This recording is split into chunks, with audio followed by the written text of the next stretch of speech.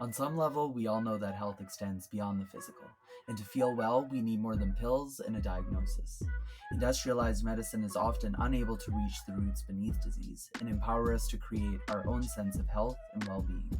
This is Dr. Dumbass and the Wounded Healer. My name's Ashley Palmer. And I'm Samuel Simonson.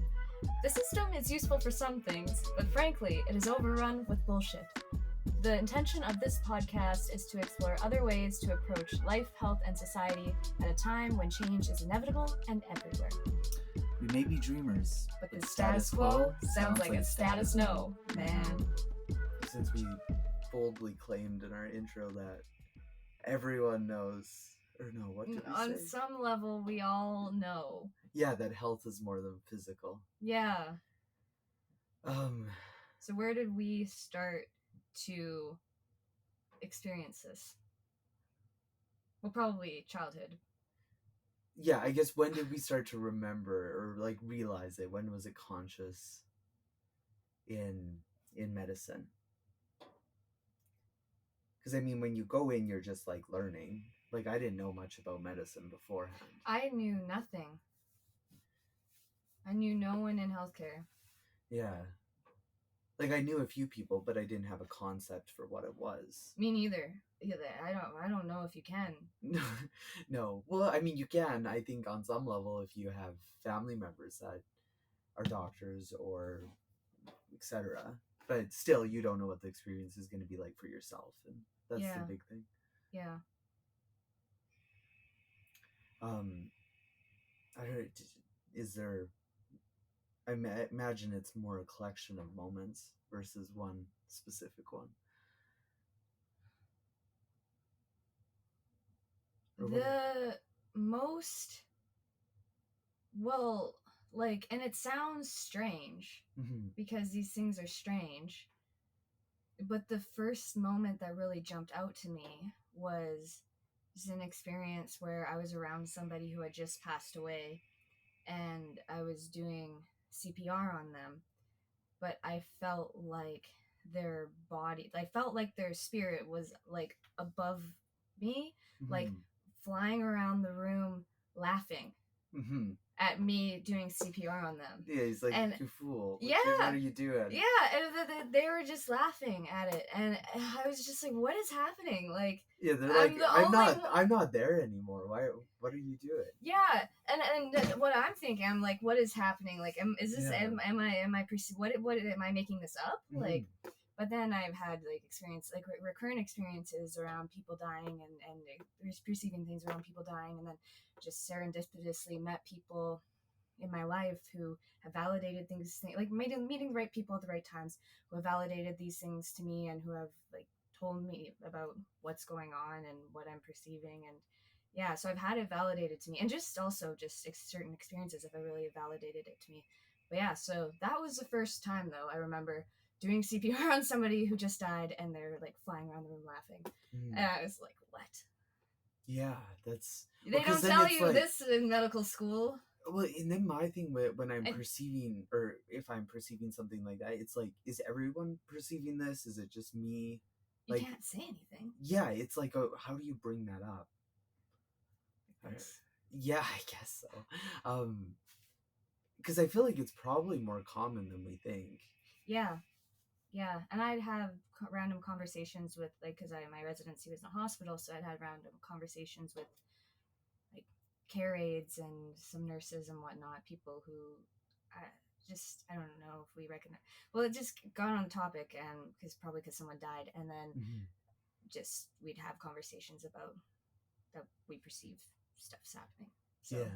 I've had random conversations with healthcare staff, like, but never any other doctors. Well, like, I don't think so. Yeah, like, I don't have anything coming to mind. I've told people in medicine about some of my experiences, but I've never really like had. Yeah, like had someone else sharing. Yeah. Theirs. Other than you. Yeah. Yeah, I don't think so. Maybe I'm forgetting though. Yeah, I mean it's. So things all blur together sometimes. Yeah. It's hard to remember all of it. But that's a big experience to have, like being around death, I guess, that much. Was it like the first time you had done CPR on someone? It might have been, actually. Mm. It might have been. I don't remember doing CPR before that. I think it must have been, actually. Well, like, you know, I might be forgetting something, but I think it might have been the first time I did CPR on somebody who was not a dummy. Yeah. I mean, like, not a mannequin. Yeah, no, not a dumb fool. person. I'm not calling him a fool, but yeah, first time I did it on a person, I think. Yeah. I wonder, like, what it would be like. Would it be different every time? I wonder. What do you mean? Like, you know, that particular body, that particular person, that experience, you know, you sense that. I wonder, like, each CPR episode or whatever, like, it would feel probably quite different each time. Yeah, well, other times, because this person, it seemed like they were flying around the room laughing. They were like, I know that I'm dying, and I'm off, is kind of like what I was perceiving.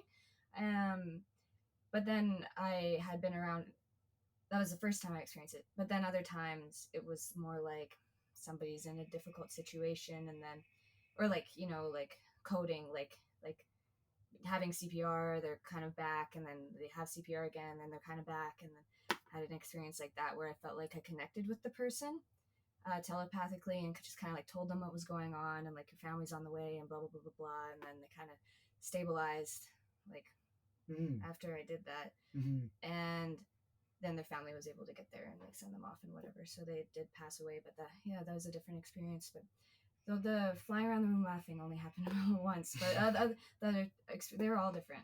Yeah, but it's like, so there's definitely something happening there. Oh yeah, 100%. Yeah. Which is really kind of like a lot to deal with, like perceiving this stuff. And like, I'm not like skilled in what I'm doing, you know, I'm just kind of doing my best, like, is like delicate work, like to be communicating with people around death. And I just, you know, was doing my best, but I didn't know what I was doing necessarily. But, you know, perceiving that, there's a lot of implications to me. There's just like a lot of implications to that. Like, what comes to mind? Well, just that as human beings, we can help each other, like with the dying process in a much better way. Definitely. And people know how to do this. Like, people know how to support people at the end of life. Like, people know, there are people who know how to do this. And I think that, like, I'm not one of those people. I just perceiving this. But this is a really important thing for humans to learn about, and to have more support around the dying process, and to be less death avoidant, because we're all going to die. There's no way around that. So we should talk about it more, and it should be more of our part of our culture. Like, that's a big problem in our culture, is death avoidance. Is then everybody's clinging to everything all the time, and not living their lives. And yeah, it's there's so many problems with it. It's related to greed. Do you think there's like, I guess, like, there's probably, like, not all cultures would have the same approach to death. Like, this is more like a Western kind of industrial, like, it's a sick, toxic approach that we have. And it's avoidant, is what it is. It just kind of doesn't look at it. Yeah, it's avoidance, and it tries to put off death. It tries to, well, like, make you know, you see somebody just in terrible states and they're super uncomfortable at the end of life. Yeah, like, it's great to be able to do things, medical things, to make people more comfortable. That's that's really important. But there is something happening, something very delicate things are happening, like, around death.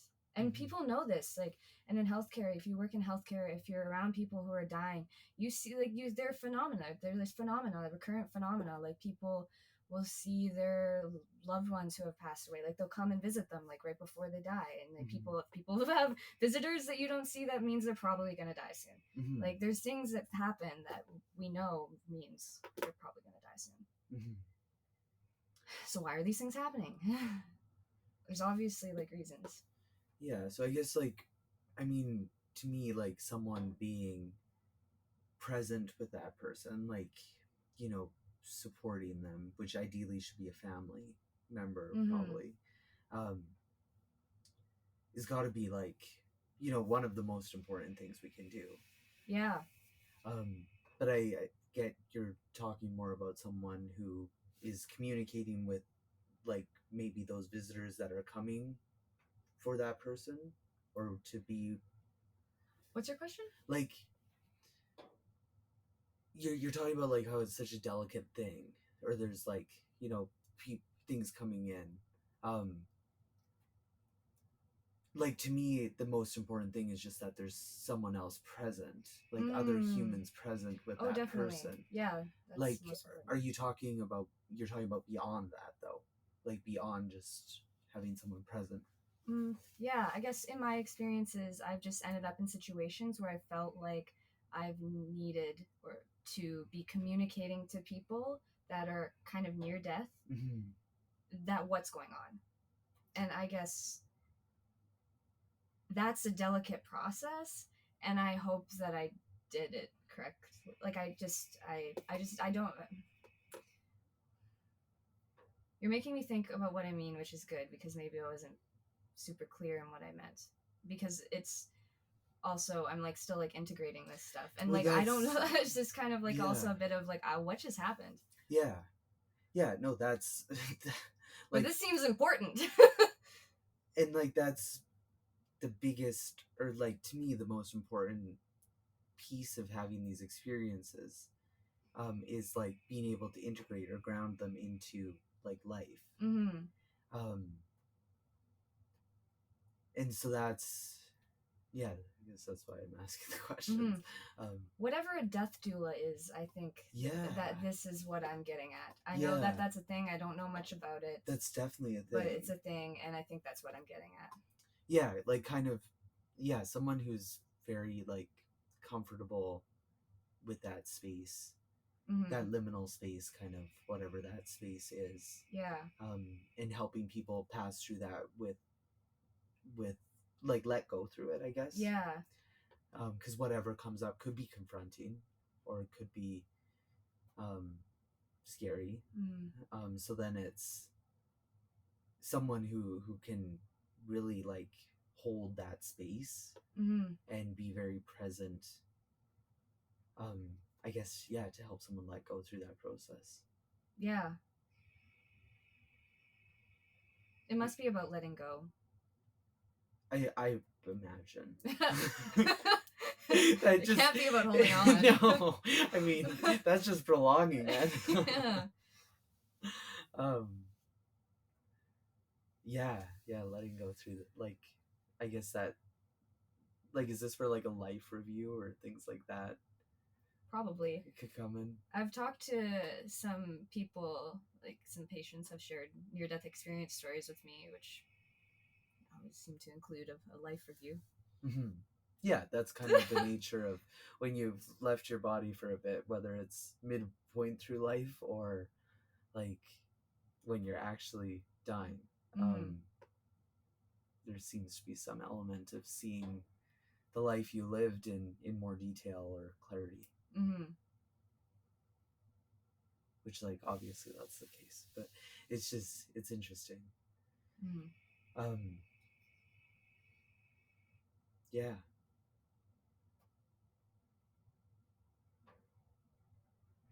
Having more death doulas, or, you know, and yeah, and just like remember, tell yourself every day that you're going to die. Like remind yourself, like I've done this, and it's very important. Like it helps. Like it just helps ground everything in your life when you remind yourself that things are not permanent. It's just the reality. Like if you're not living in reality, then it's gonna have problems. this experience isn't meant to go on forever. Like this one human life isn't meant to go on forever, and everything is cyclical. And there's a lot of comfort in that. So what would you say with like people who look at any type of spiritual like approach or whatever as like a way to avoid? Oh, are you talking about spiritual bypassing? Probably. Well, it can be. You can definitely like just make, I guess, just pay attention to how your body's feeling, because like life's still hard. Yeah. And like losing things is still hard. Losing people is horrible. Like life is painful. So, you know, it's not just like, oh, nothing really matters or everything's fine, so I shouldn't feel pain or feel hurt. Like, that doesn't make any sense. Am I making sense? Yeah, I think so. I don't know if my question made sense. Well, you're asking about spiritual bypassing, I think. Like I'm like there's people out there that would look at like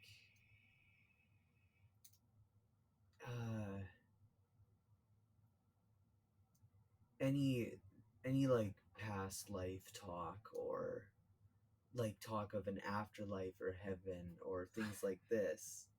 You don't have to, like, reality is as reality is, whether you believe it or not. Like that in itself is avoiding death. Oh, well, that's not true. Like, that's, what? It's, like, are you talking about nihilists? Maybe. I don't know. Some people just want to hate on everything. Like, I don't know. I'm not sure what I'm talking about. It's just what I felt like saying. Yeah, fair enough. Like, yeah. And, you know, it's not for everybody. Like, not everybody, or not maybe sometime, like, I before would not have been entertaining the ideas that I'm entertaining now, because it wasn't the time of my life for me to entertain those ideas or perceptions more. Yeah, I guess not you ideas. They're not ideas. Yeah, perceptions. Hey. Yeah. It's. I mean, you hadn't had enough information. Like at that point in life where your perception needed to shift. Yeah, and I was just not. I was not. It was not the place. It was not the time. I wasn't ready. Yeah, I don't know. Things happen when they're supposed to. Yeah, I agree with that. Things happen, you know, when you need them to happen, almost like when it's going to help you transform or evolve or go through something. Yeah, like things started changing because I had a counselor in Regina named Karen, who was fantastic. I remember Karen. I saw her too. Yeah, she was awesome. And she told me, Ashley, one day you will be sick and tired of being sick and tired. And she was completely right. And then one day I was like, literally, I just got sick and tired of being sick and tired. And I was like, I want to be better. And literally the next day I came across energy worker healer who just completely changed my life. Like it was like the day after I was convicted, I had conviction that I wanted to get better, I came across like the person that I needed to help me. Well, like, cause that's powerful. Yeah. Like that happened, like, it's like you felt that first in you. Yeah. It wasn't that you were just out there,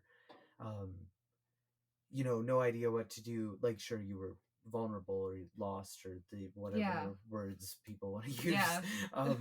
But it wasn't like that energy person or whoever you saw, like, just kind of came upon that. It was like you made that choice. Hey, like I'm sick of this. I life needs change for me. And like you felt that through you. It wasn't just like a fleeting like, oh, this sucks. Yeah. You know, kind of thing. But it was like a full body conviction. And then that's when things started changing. Yeah, immediately. And so it shows, or like that process of change, like that process of things transforming, like that starts inside with yourself, which seems like a pretty base concept. But it's, I don't know, basics are the most important, or the simplest things usually the most profound, important. I mean, I guess they're so important, like in a practice, like you have to keep coming back to these things again and again, for it to carry weight or have momentum in your life. It's simple, everything's just overcomplicated. Yeah. And in some aspects, like, things are difficult. Things are simple, but things are difficult. It's not simple doesn't mean easy. Well, I've been thinking about that like a lot lately, how like there's just so much information out there, like just so much information, and so it can make the most like profound or powerful or like life affirming messages just lost in with the noise. Yeah, there's a lot of noise. And it's like the challenge of our time. It seems to be like it's so there's just so much, and it's so easy to access anything. Yeah. Like, you know, just so much spiritual help or self-help or this guy, like you can find it in any bookstore. There's so many different perspectives on it. We all have our own. We all have our own. But it like almost dulls that message is what I'm getting at. Like it takes some of the potency out of it, I guess. When it's just like everywhere, it's so abundant. It can be hard to know where to look, but all you have to do is look where you want to look. Well, so like look in the body, like you know, your body will tell you what's for you. And what's whatever that most or that thing that's gonna line up for you is, and that's what you experienced. How about you? Do you remember when I don't know, things changed? It's like it's murky. There was definitely like a long period, I think, of waking up to different senses or perceptions. Like I remember noticing it in myself first. Like it was like I guess seeing auras like around myself. Like I remember spending like a lot of time like looking at my hands and like feeling the energy move through them, and like seeing like a blue light, like a blue aura or whatever around it. And that was just like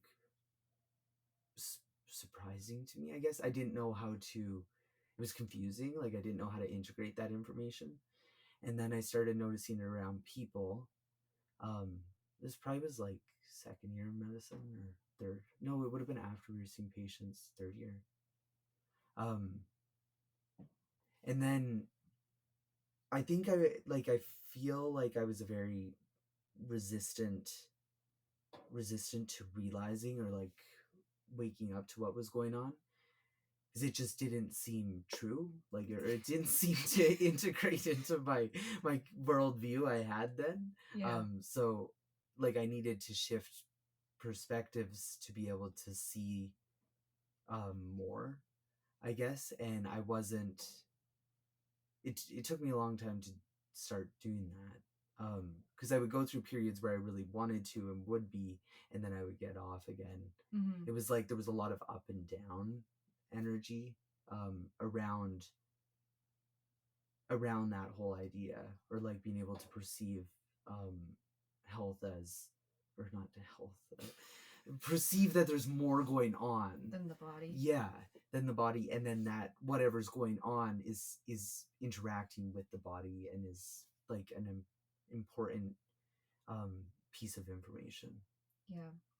Did you have any context for what was happening? Like, had you ever heard of auras or anything before? Not that I remember. Like, maybe, but like I don't remember ever thinking about things like that, because then it became almost like triggering. Like because I knew I was having this experience, and then if I heard people talking about auras or talking about things like this, it would like um irritate me, like, because it was like something I wasn't looking at in my experience that was happening, and I was kind of denying that it existed. So then to hear people talk about that kind of thing was triggering for a long time. It would be like it would just like I'd feel the charge like in my body. It was triggering. Yeah. It set me off, because it just, to me, did make sense, but then at times would make so much sense. So it was just, yeah, a lot of like up and down movement or confusion, I guess, around that. Yeah. That's a confronting thing, to start seeing auras in medical school. Because It's I have this actually. memory of working with a psychiatrist, and like she's telling me about this patient she has who she just couldn't like really pin down what was going on with them, and it's like, I think they're like schizotypal, or like there's something going on here, whatever, they see auras. Just talking nonsense often, but they really seem to believe it. And I was just like, remember sitting there just being like, but like, I see your aura right now. Like, it's like, you can't say that. Yeah, like the dissonance of that situation is so strange. Yeah. Life is funny. Yeah. Yeah, because that was before we had started like really getting into the practical, like seeing people, or working, I guess, part of it. It was like, in those little like clinical experiences you'd have. Yeah, like second year thing or something. Yeah, you'd like go work with them for an afternoon or whatever. Yeah. And I just, I remember being like, we see things differently. Yeah. Me and the psychiatrist. Yeah. And I don't feel comfortable saying how I see things. Yeah. In this space. It would not have been accepted. No. Well, yeah, no, it wouldn't have. It would have been diagnosed. Yeah. Yeah. Which I don't think would have been helpful. No, probably not. Sometimes it's better to just keep your mouth shut. Yeah. And then, I mean, over time, the experiences make more sense. Yeah. Like, time is a really important factor. Yeah. Like, probably one of the most important. Did this start after DMT? It must have.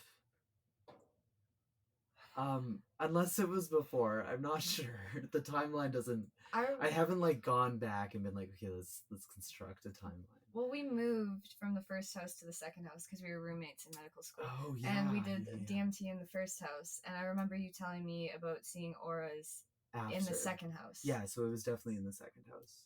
Yeah. So DMT was. DMT was before. First. Yeah. Preceded auras.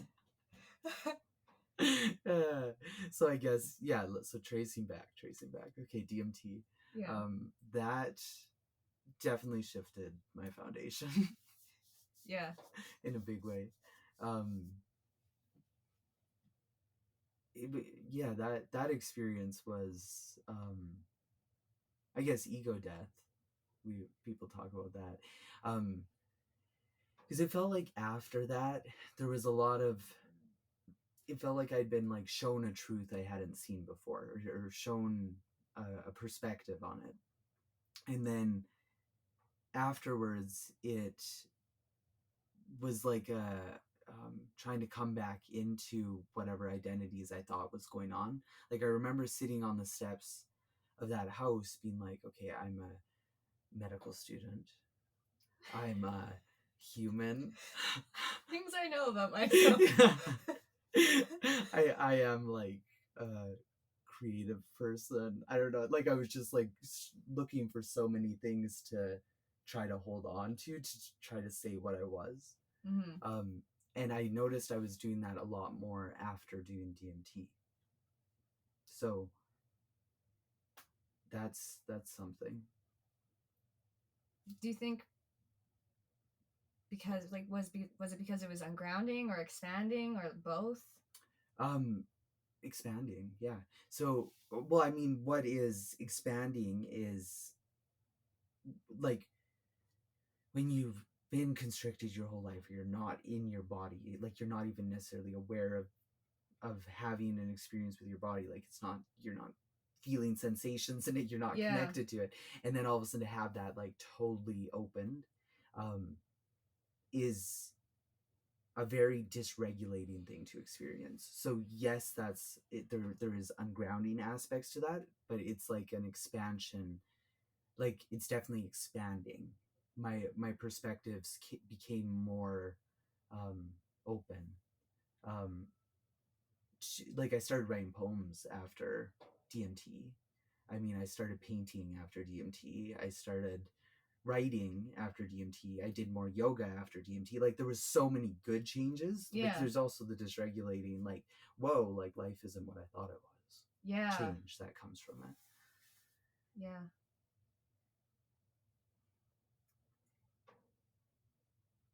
Do you think the dysregulation is necessary?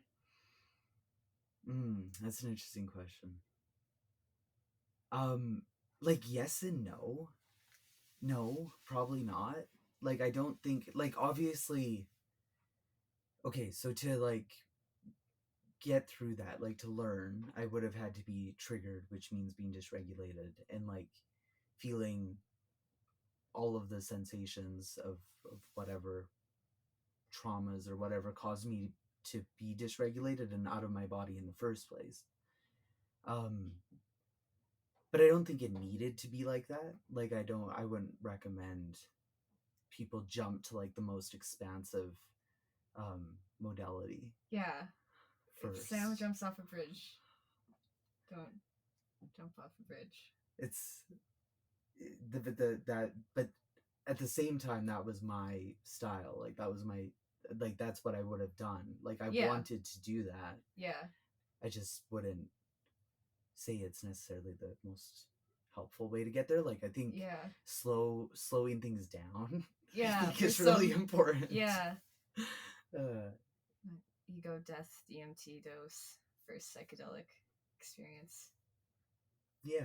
Like it's going off the deep end. But I think it was what was meant to happen at that time. Like it was what I wanted to do, what I was interested in doing. Because I do remember like reading about DMT previously, like just discovering what it was, I guess, you know, having heard about it for the first time. And just being like, you know, having that, like, I want to do that. Like, I know I want to do that.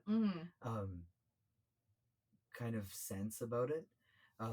So that's why I think it was the right thing for me to go through. And I think that dysregulation was the right thing. But it's not what I'd recommend.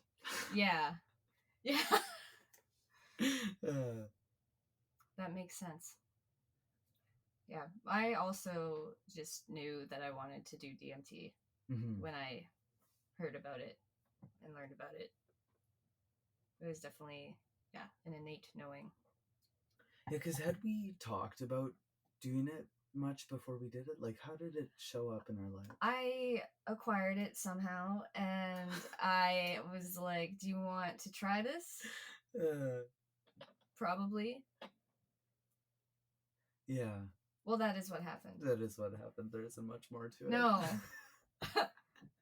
I guess, I mean, like, had we talked about it beforehand? Like, we must have. You probably asked me some questions, and I don't know. I'd never done it, though. No, yes, I had. That's not true. I had done it before. So maybe I probably told you about my experiences. Yeah, but I think even before I had met you, I was, like, reading about DMT. And then I think we probably talked about that. In one of our, like, first conversations, like, probably. Well, we were living together when this happened. Yeah, so but we even knew each other. That. Because we knew each other before that. Yeah. I wonder if we talked about it then.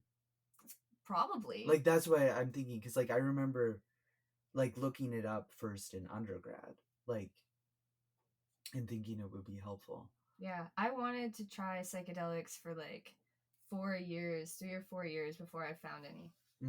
I wanted to do it for a while before it crossed my path. Yeah, I guess everything has its time. Yeah. Yeah, so there was the DMT, there was the auras, there was Big. there was various Years. like energy workers or healers along the way. There was a traditional like indigenous healer I saw.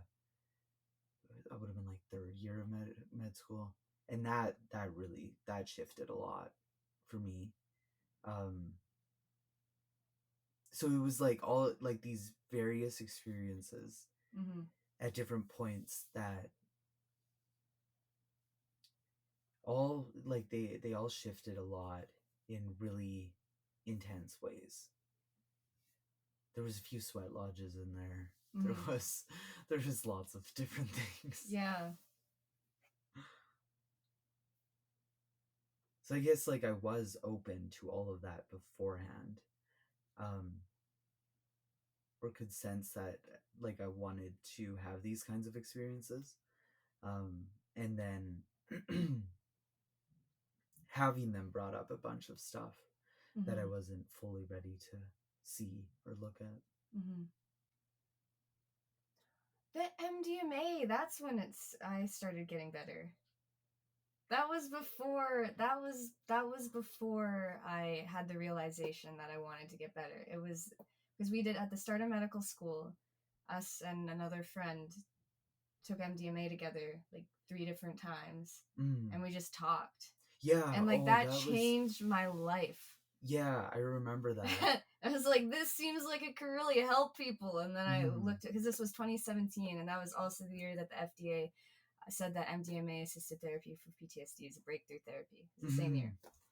Wow, yeah, no, because I remember that we had like our M nights that were like very therapeutic. It changed my life. It changed my life. Very therapeutic. Yeah, I never saw myself from outside of myself before that, like ever. So it just completely changed my life. That's where it started. Yeah, MDMA is a very powerful medicine. Yeah.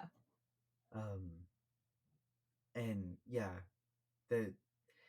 that's been recognized for a long time in a lot of circles. And it's finally breaking into the conventional medical circles, which is amazing. Yeah. Yeah, I think they're estimating August 2024 is when the FDA will approve MDMA assisted therapy for PTSD. That's coming up. Yeah. It's exciting. It's very exciting. That's a transformative therapy. Yeah, definitely. I'm trying to remember back to those, like what kind of breakthroughs I had. I think for me, it was just being able to share so much in like a safe container. And like, I guess, yeah, feel like I was reimagining my history or feeling it differently. Yeah, I think that was what was going on in those. I don't remember like details about it, but I remember just realizing that everybody's just doing their best, and that includes me. And I just saw myself with compassion and love for the first time in my life, and that is like profound.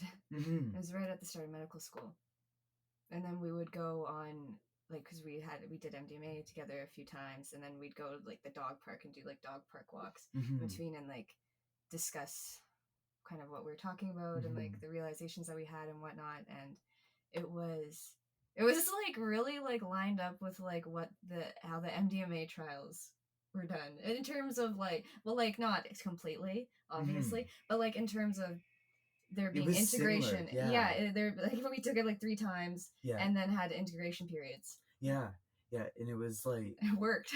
Yeah, no, for sure, because it was like we would plan like nights when we knew we weren't too overworked or there wasn't too much going on, and then we would have our sessions with the medicine, I guess. Yeah. And then we would it was always a weekend. It would be like a Yeah. Friday night, and then we would go like walk Yeah. Saturday. Yeah. Yeah, I forgot about that. Wow. That was right at the very beginning. Yeah, so like 6 years ago, 6 years ago. Yeah. And every year has been better since that. For me, every year has been better. Yeah. Every year I felt more like myself. Because what these things do is they're paradigm shifts. Mm-hmm. So it's like you're changing the frequency, you're changing the dial, you're putting things down, and you don't have to pick them back up. And like life still happens. Mm-hmm. I've had it like hard stuff happens. Yeah, I've had hard stuff happen since then, but even the way that I'm able to like move through it is different. Like things that would have knocked me down before won't now. Mm-hmm. Yeah, like your window of tolerance is a lot wider. Yeah, it's completely different. Yeah. And yeah, this just gets better as time goes on. Mm-hmm. Like what kind of like yeah, there's so many things that we do have Mm-hmm. that are very powerful, like humans. And the main thing is humans can heal each other, because this, even like in the trials, like the amount of people that, like, I can't remember the exact statistics, but I think it was in the 30% of people like lost their PTSD diagnosis that were in the placebo group. Like, Mm-hmm. so like a I don't know if it was like exactly a third, but like it was around a third of people would lose their PTSD diagnosis thinking that they got MDMA and just being supported by other human beings. Like that is profound in itself. Like that has huge implications to me.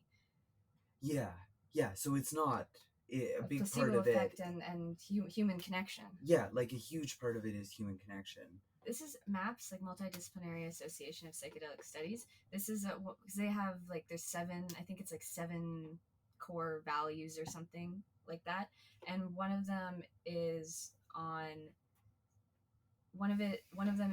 to, I don't know how they word it exactly, but essentially have consciousness not be like prohibited or like in. I kind of want to look it up. I want to read what it is, because it to me is just really maps, not maps.com, maps.org. Yeah, because it's prohibiting people's, like, it's prohibiting tools that expand people's consciousness and their ability to interact with their life. Like, that's strange that's even prohibited in the first place. Yeah, okay, I will read.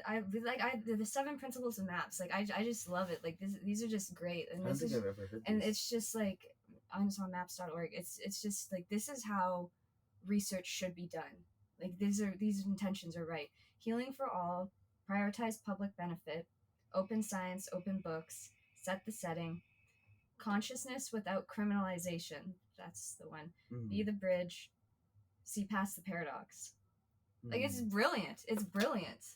Like that. If humanity lived by those values, like, it would be fantastic. Well, yeah, and I mean, if medicine lived by those values, I mean, because we're same thing. Yeah, it's the same thing. But it would be a good place to start.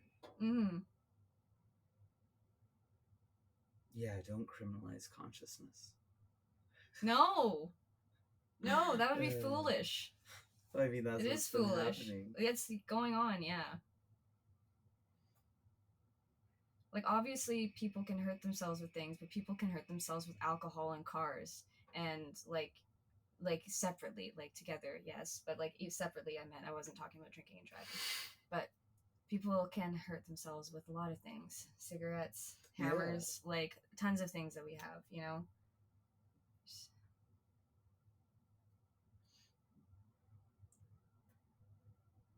Yeah, it's like responsible use, I guess. Yeah, like having it doesn't make sense.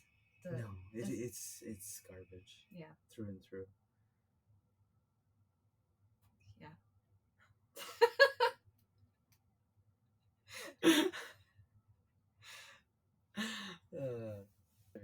What did you learn in medicine?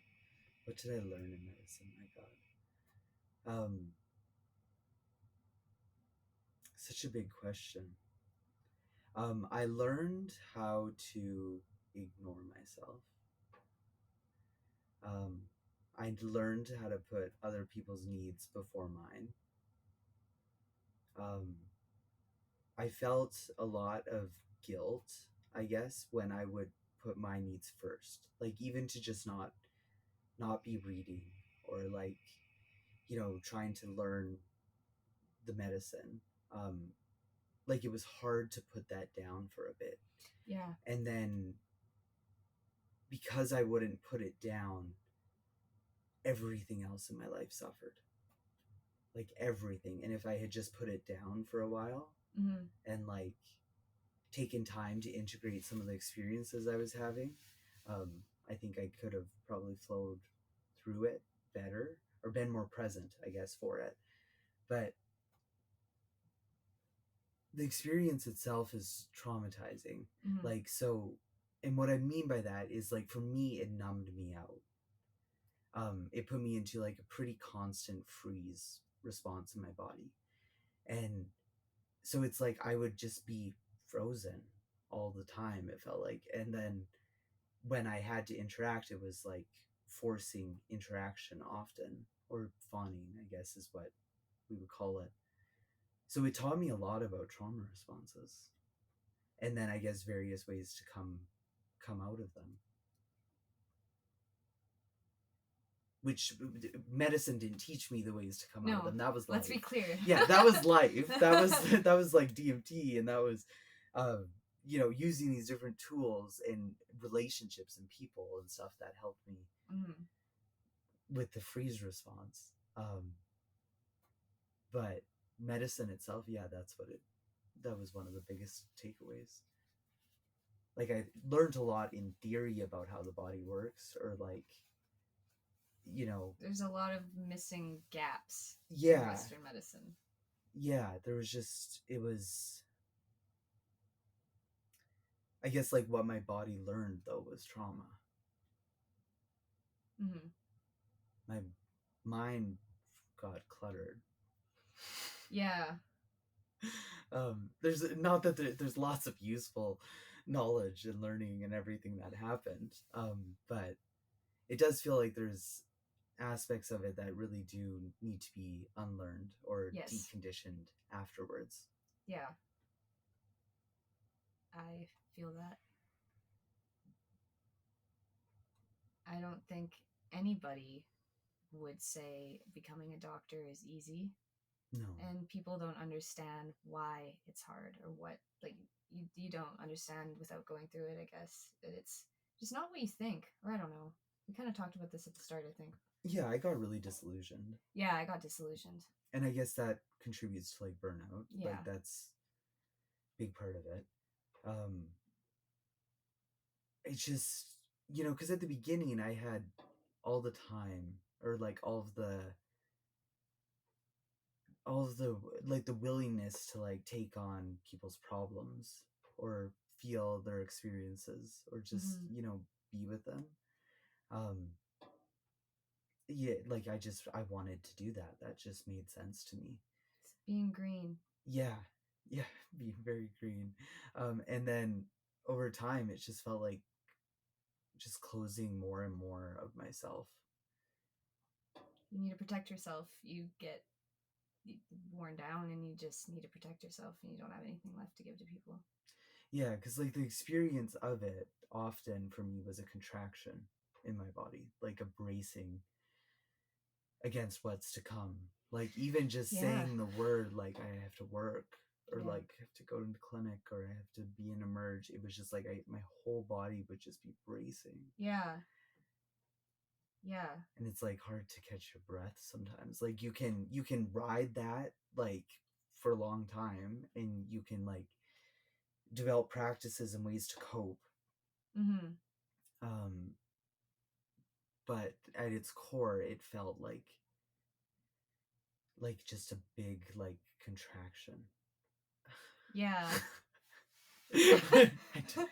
Like what constriction. Maybe that's the better word, contraction. One big I had a contraction. big baby.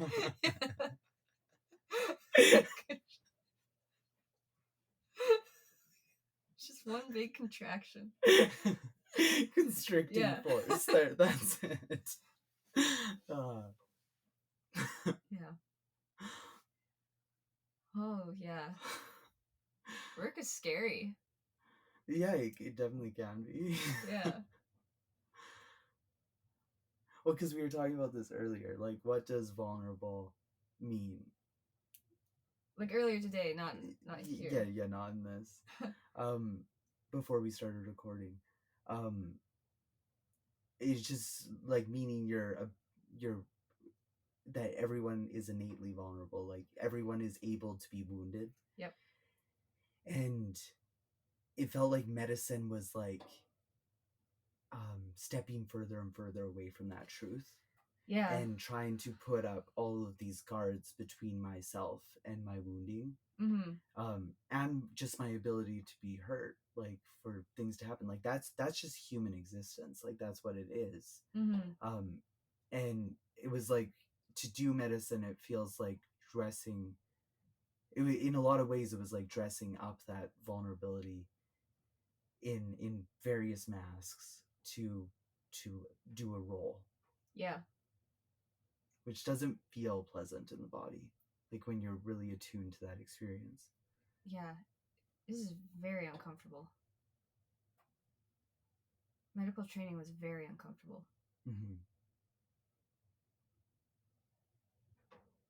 I thought it would be fun.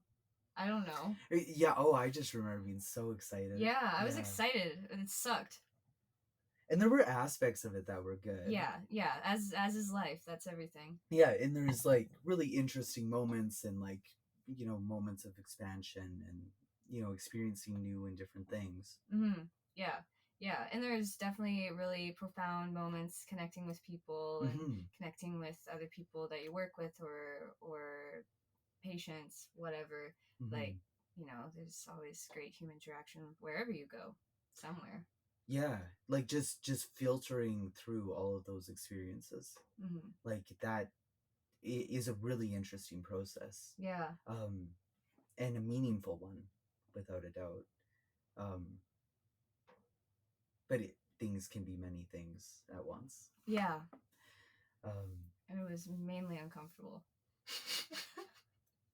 Yeah, there was a lot of uncomfort. Yeah. Oh, jeez. Yeah.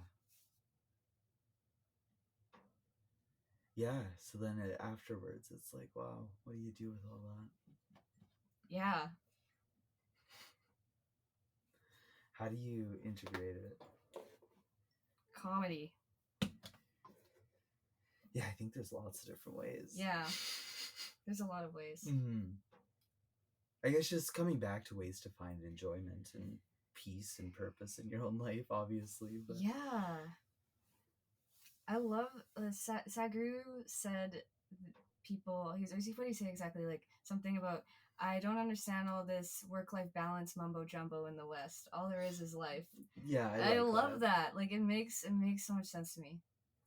Well, when you like really are in the body, that's the only thing that makes sense. Yeah. Because it's like everything's just an experience that the body's having. And it's like, yeah, it's just incredibly dysregulating. It doesn't matter if you like package it up as work and like, take your breaks and get your time off and all these kinds of things. It's like a dysregulating experience for the body that then needs time to like unfurl. Like, yeah, calibrate? Yeah, calibrate. There's lots of words. Yeah. Rest? Rest seems like a good word, but rest is what allows that calibration process to happen. Yeah, that's like, true. Rest is the portal. The portal to calibration. the portal to unfurling dark experiences. Yeah. And also exercise. Yeah, exercise is both. Yeah. And good food and sleep. And vitamin D. Yeah, that'll ground you. nature. You need nature. Oh yeah, you need nature. That's the most important one. Yeah, and water.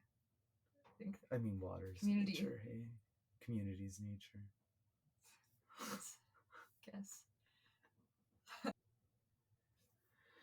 Medical training. It was something about. Oh yeah, I guess a lot of it for me comes down to practice Western medicine. I had to disconnect myself from my body, and I just didn't. I don't want to do that. I don't want to do that anymore. Yeah, like to honor your body. Yeah, that's the main thing. Like it's physically like I just don't want to do that anymore. Oh yeah, where did we start this? What made us realize? So I guess doing medicine made us realize that health is more.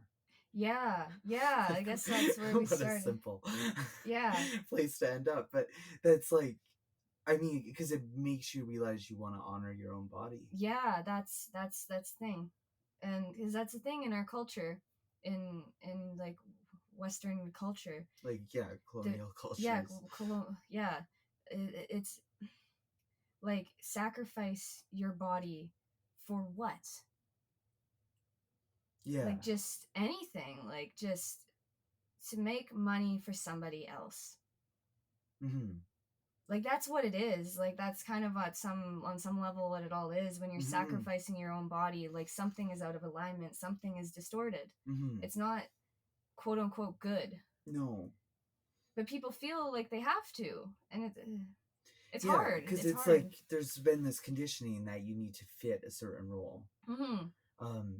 And it's interesting when you look like I've been reading The Myth of Normal, Gabor Mate's book, and like he talks about like people like feeling like they need to really fit a role in society and like repress themselves, or be inauthentic, I guess, like just not like medicine, the way we were taught to do it feels like it causes disease. Yeah, 100%. 100%. My lymph nodes were swollen all of residency for 2 years. I knew it would go down when I finished, and it did. Yeah, a lot of things improved after residency. Yeah. I remember that being told to me, like life gets better after residency. I didn't believe them. I remember there was one doctor who told me like she was like, being a resident is so much different than being an actual doctor. Guess I'll never know. Yeah, but just meaning that probably like you actually have choice. Yeah. And it feels better to exist when you don't have to work all the time. Yeah. Oh my God, it's so much better. Having no choice. Like that's horrible. Yeah. It's horrible. Fuck.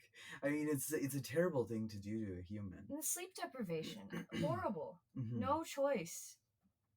Sleep deprivation. Terrible combination. Yeah. Unsafe combination. For everybody. But the system is, the medical system is kind of set up on residents in a lot of places. Yeah. And so it's like ingrained. Yeah, service-based residencies. Where you learn through volume. Yeah. That's I learned in a different model. This like this place will function. Called learning based? I don't know what they call it. I think it's called learning based or service based. I think. Okay. Oh, really? That's I think those are the names. Where it was like, this place will function with or without you. Yeah. Like, that's not where I worked. Yeah.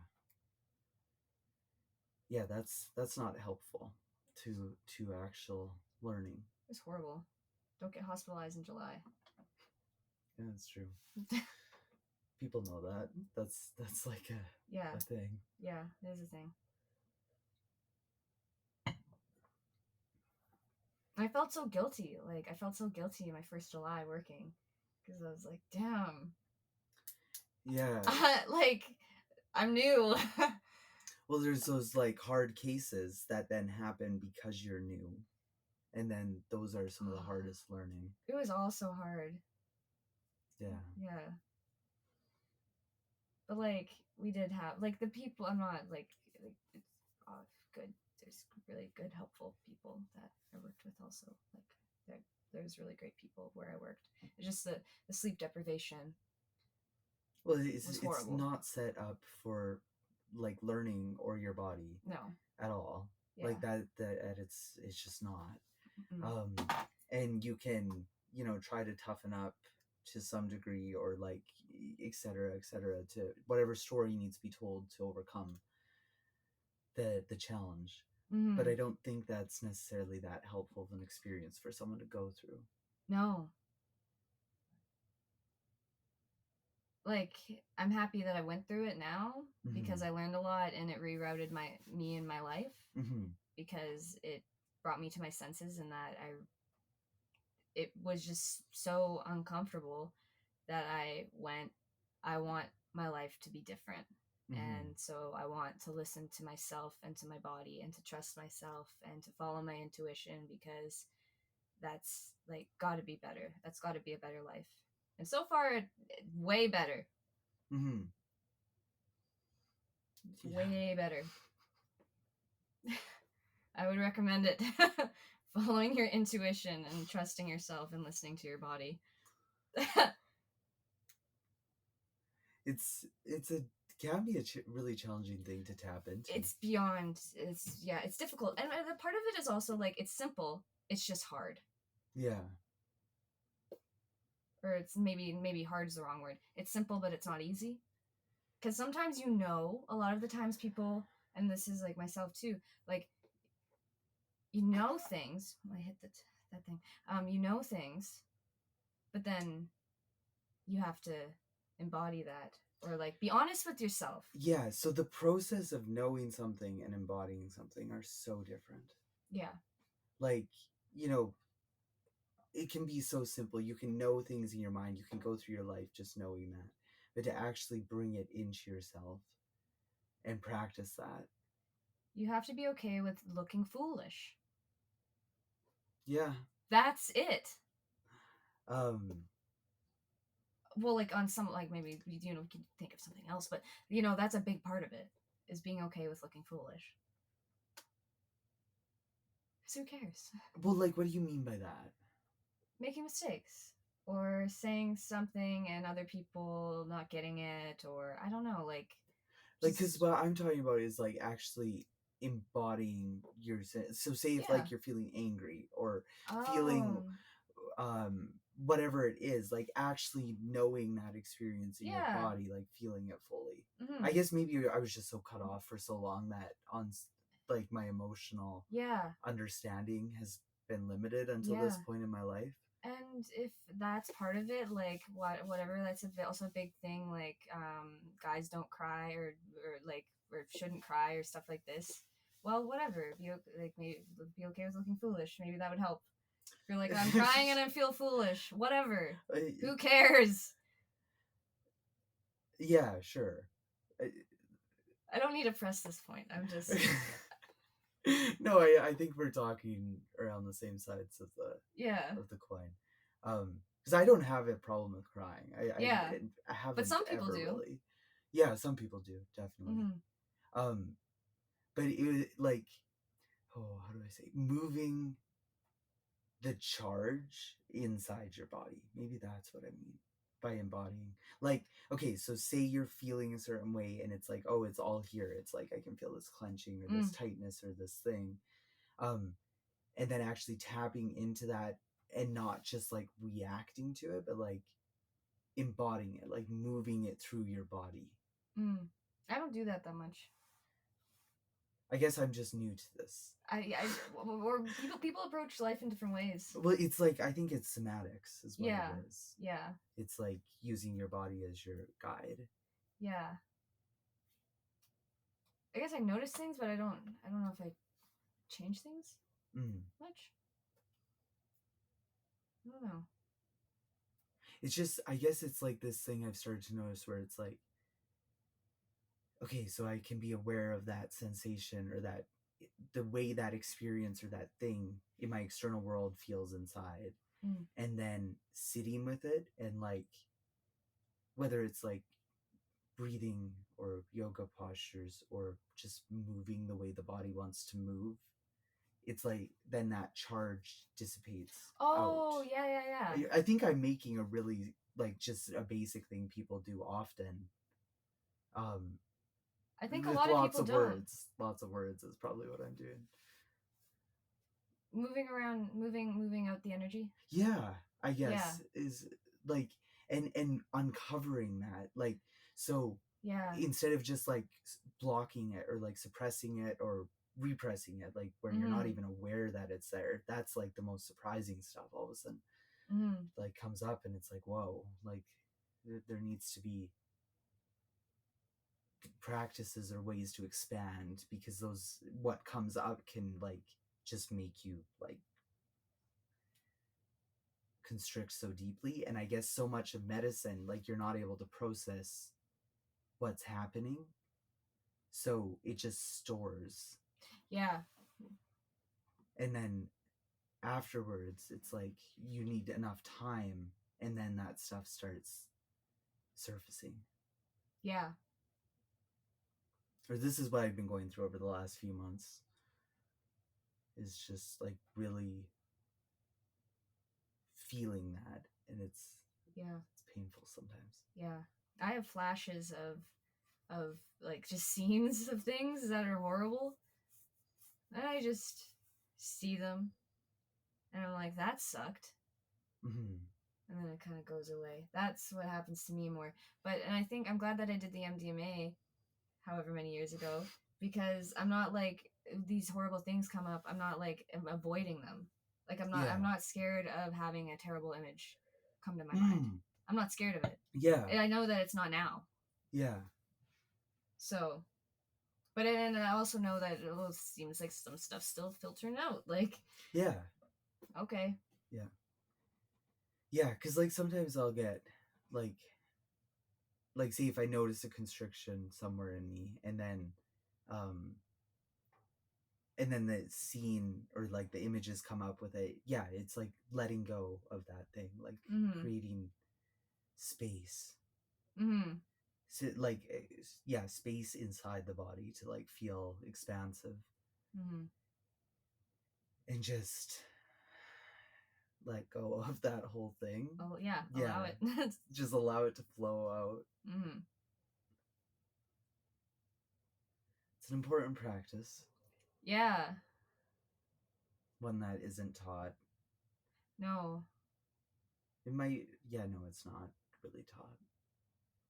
There's like a bit of wellness stuff or whatever. We had to do like a wellness diary or something, like show we were being well. We got an assignment. Which is great. A wellness assignment. It just adds to your already like just completely destroyed nervous system. It's well, like obviously not completely destroyed. That sounds insane. It felt like that at certain points. Yeah, I mean, like obviously your nervous system is able to continue doing the work you need to do. Like it's not destroyed. I was walking, able to do whatever it needs to do. Just meaning like not being in a trauma response, like a fight or a freeze or a something. Residency was so crazy and just like isolating. It's so isolating. You're so busy and like alone. This is like you know, a lot of the time. With just an insane amount of responsibility for things, and figuring out how to like what that means for the first times. And like you have support. You have support. I'm not saying that we were left without support or somebody to call or whatever, but I mean, like you have to do it yourself. It's really hard. It's really hard. There's no way around that. Just complaining. This is what this is about. Us complaining about residency. That we're done with now. Like no.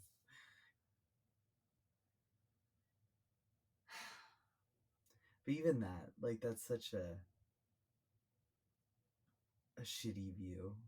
Like, that someone expressing the way they feel about something is complaining. Yeah. Like, it's like, shouldn't... Venting and complaining are different. Yeah, they are different. I guess it's very possible to just then get stuck in those loops of constantly looking at the bad. Yeah, and I guess maybe that's the difference between venting and complaining. Because venting is like you have what does Gabor Mate call it? Like something about, he mentioned this in that list that you were talking about before. It's something about keep talking anger that's valid. It's not what he calls it. That's like not what healthy, he calls it. Self-protective anger. Yeah, well, I'm like, saying that valid anger, that doesn't make sense. But like healthy anger, that's a word that I was looking for. Yeah, because like when we're talking about anger, we're talking about protecting yourself. Yeah, because like is infuriating to have all of your basic needs just completely disrespected. And yeah, like that's a major breach of your boundaries, like your body's boundaries. Yeah, you have to stay up for over 24 hours to work, to do all this crazy stuff. Horrible. It's so horrible.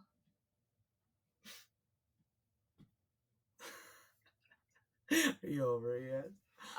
Yeah, because every day that I haven't had to do that, I'm just like, this is a good day. Kind of no matter what happens, like I'm like, this is great.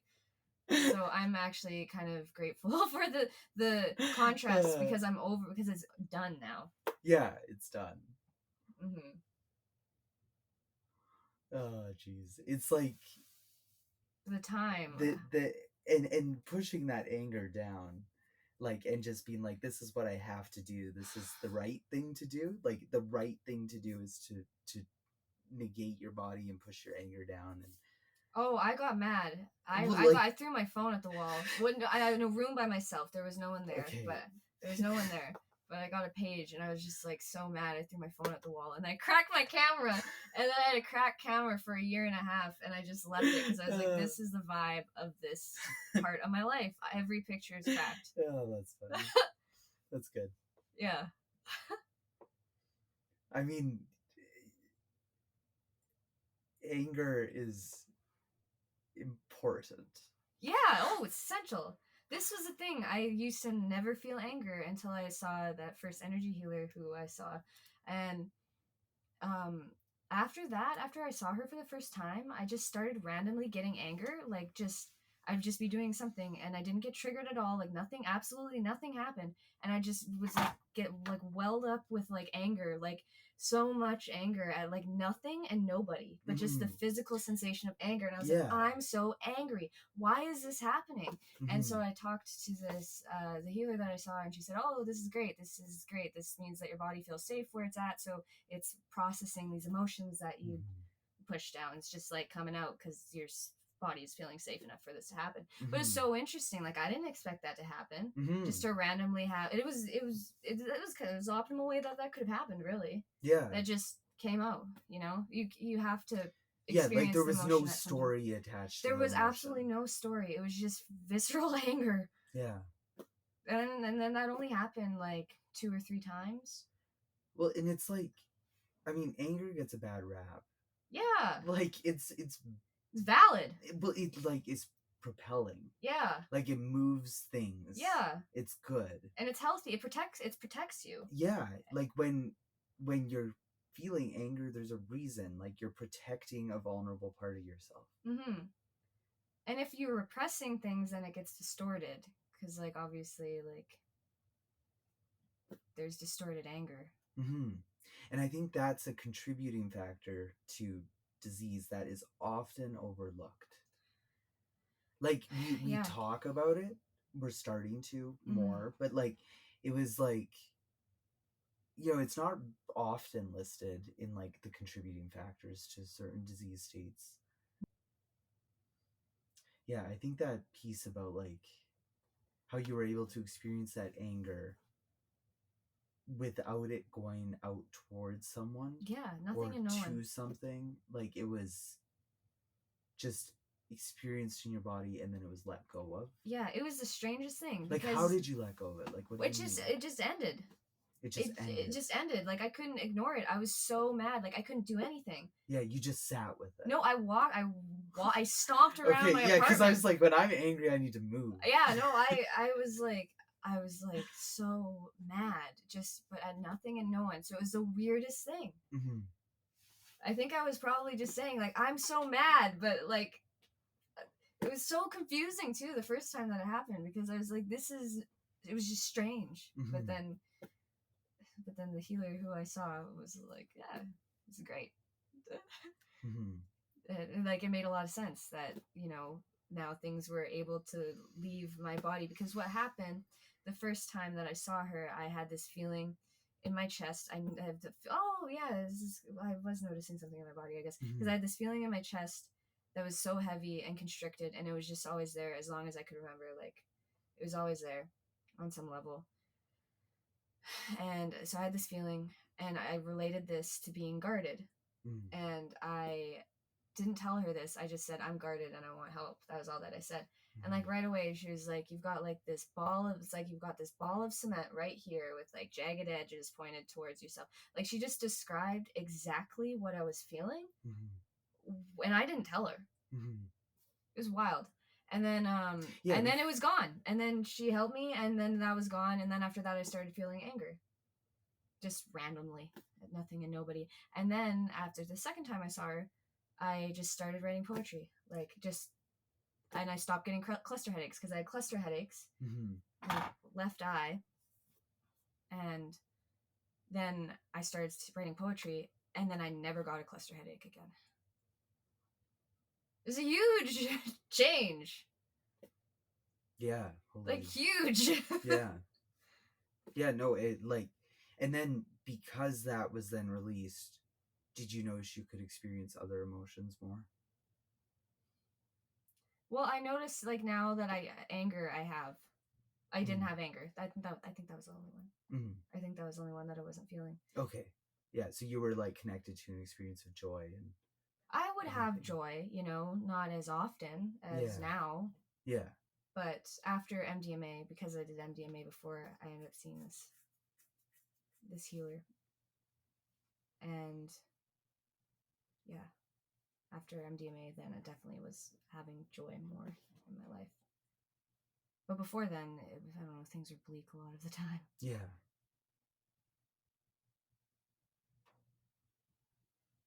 Yeah. Yeah, like a bleak. I remember you being fairly depressed. Yeah. Yeah. I was not happy. And I remember being a kid and just being so depressed, and like, that was all I knew. I just like thought that would be forever. Yeah, like just thought that's how life was. Yeah, I didn't think I would ever be happy. Like, for sure. Yeah. So like, I remember just only knowing, for the majority, only knowing being unhappy. Like, apparently I was really happy when I was really little. Like, I don't remember that. Yeah. But yeah. Yeah. And then life kind of came. It changed so much. Yeah, you're a lot more well to me than you were when I first met you. Yeah. Like, how was I when we met? I just, you're really stressed. Yeah. Yeah. Like you're still like have that kind of. I'm busy. You're busy energy. Busy. Yeah. Sometimes I'm just like, what is happening? Like, it just seems unnecessary. I like to do a lot of things. Yeah. So that's you. But you are a lot less stressed about it now. Like, it's not as. I'm having fun with what I'm doing. Yeah, now. it's not intense. Yeah.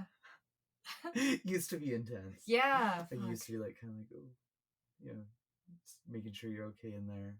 Like, yeah. Cautious. Yeah, I was very cautious. In some ways. And in other ways, reckless. Well, I mean, I'm feeling like I was cautious around you.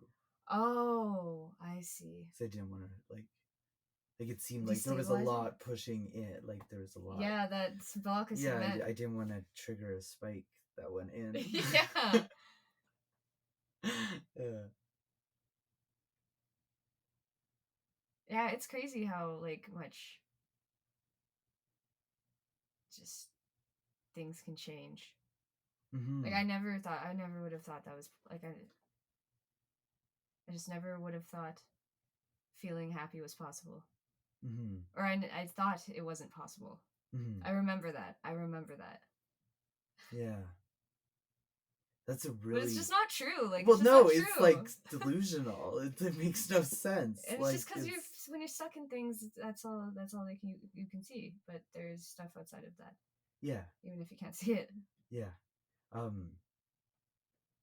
Yeah, that was one of the things.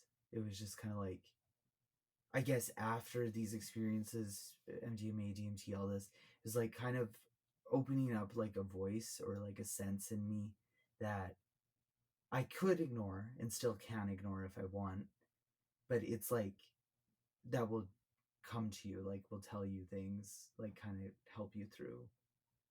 But it's like internal. It's the internal like sense of security, I guess, and being that emerged after those kind of transformational experiences. I didn't have that necessarily before. Well, no, I think I did, but it wasn't. It was chaotic. There's a lot of powerful stuff out there. Mm-hmm. And people are just so powerful. Like, that is the main thing. Yeah, that's the most important part.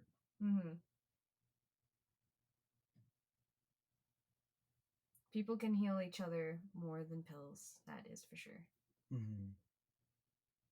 And they need time to do that. There's no rush. Like, everyone's in such a rush. It's kind of just like so much crisis management, or like these little touch points of support in a clinic visit. Like there's no time for things to unfurl, like for what needs to happen so that humans actually can really help heal each other. The time constraints, the paperwork, there's just so much just nonsense that you have to do. It limits it. It really limits the experience of being able to do the work and connect with people. And you need to protect yourself also, just legally and everything. That's always on people's minds. Yeah, it's fear. It's fear, which is necessary and an important part of life.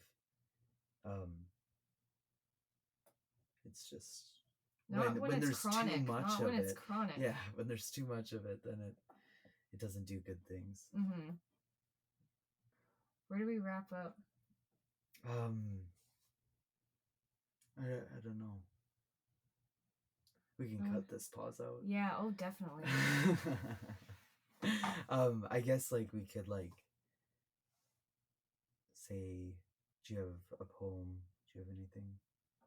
What about that poem I read earlier today? Is that corny? Is that stupid? We could each share a poem.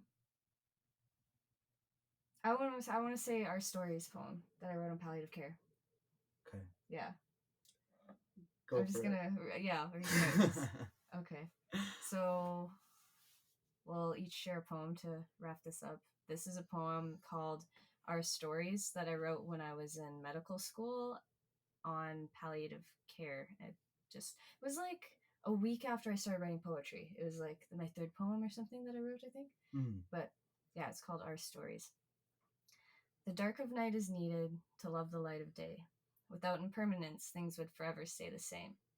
Who would write a book that had a story with no end? The final chapters needed to then begin again. Read another story, experience a new place. Look at the lines, and in our minds we then hallucinate. We read another story, we reach another end. Oh, we love our stories, and to begin again. Is our life a story? There is a beginning and an end. In between, a plot unfolds. So will life begin again? Impermanence is needed all throughout the globe, for even stoic mountains have a story to be told. For even stoic mountains that pierce the sky and slay across our lovely earth will meet their end one day. Nothing lasts forever, nothing ever should, for there's beauty in the magic, the mystery, and the misunderstood. If something lasted forever, it would never end. That would get so boring we might rather just pretend. We are these little people living here on earth, with separate eyes and separate lives since the moment of our birth. But what about before then, before we start to breathe? And what about after that, when we all eventually leave? Are we all connected? Do we come from the same place? It is so confusing, the bends of time and space. Where do you think we come from? Where do you think we go? Now, I guess this may be something we can never truly know. But if I do go back to where I was before I took my first breath, I will return with lessons learned from my birth to death. And when I do go back there, I wonder if I will stay. Maybe I'll return to Earth for another show, another play.